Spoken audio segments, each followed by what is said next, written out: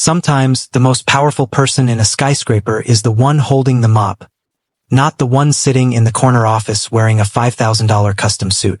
My former boss, Arthur Vance, had to learn that lesson in front of 50 corporate board members, and by the time he realized his mistake, his entire multi-billion-dollar empire had collapsed into dust.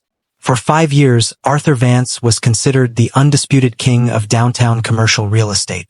He was 38 years old, wildly wealthy, arrogant, and ruthless.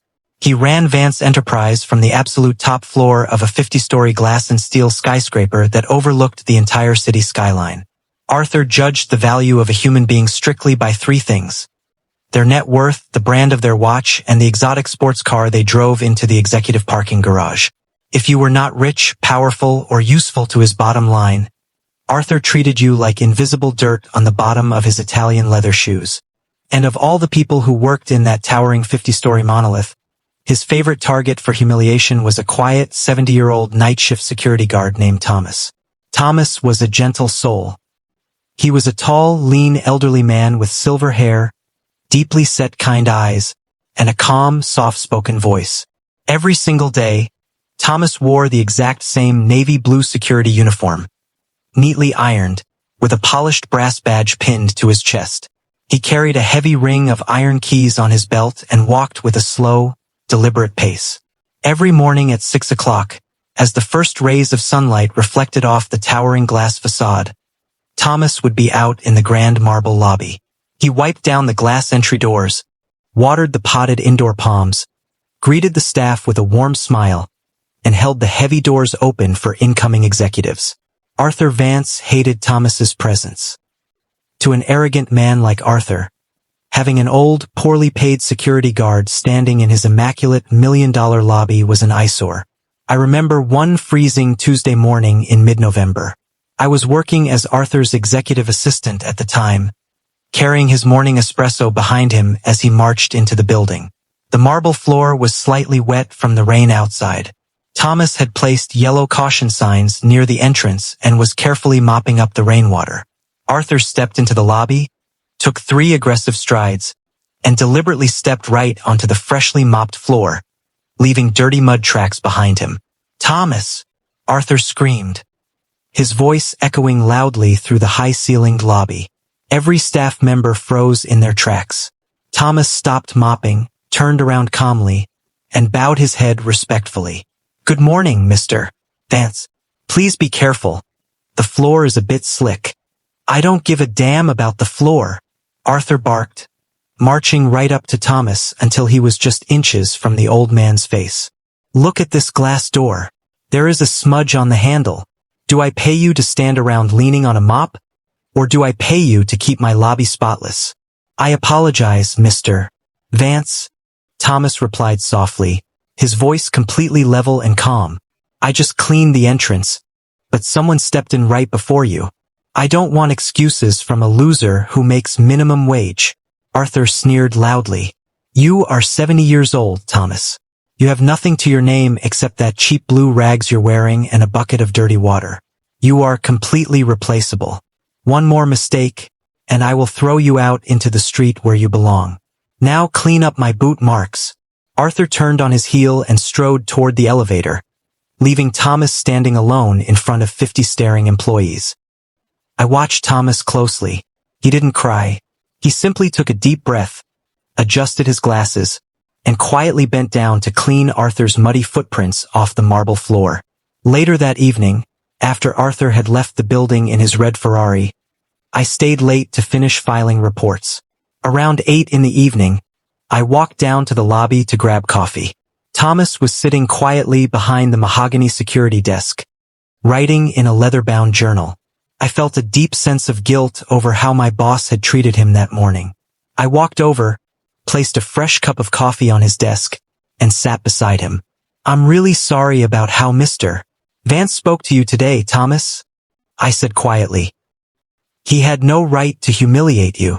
Thomas looked up from his journal and smiled warmly. "Thank you, son. A person's words don't define who I am. They only reveal who he is.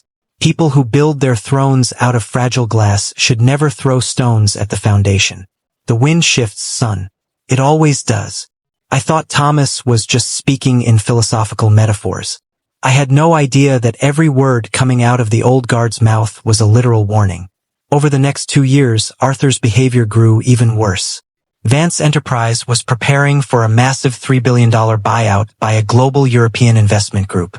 Arthur ordered renovations to the top-floor boardroom and made Thomas carry heavy crates of champagne late at night without extra pay, constantly mocking him in front of clients.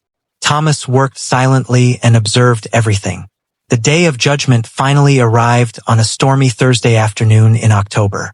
The skyscraper's top-floor auditorium was packed with billionaire investors, lawyers, city officials, and journalists.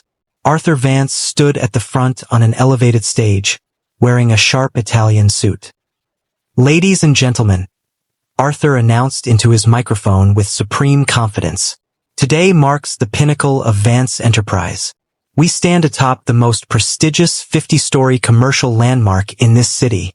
The audience began to applaud. Suddenly, the heavy double doors swung wide open.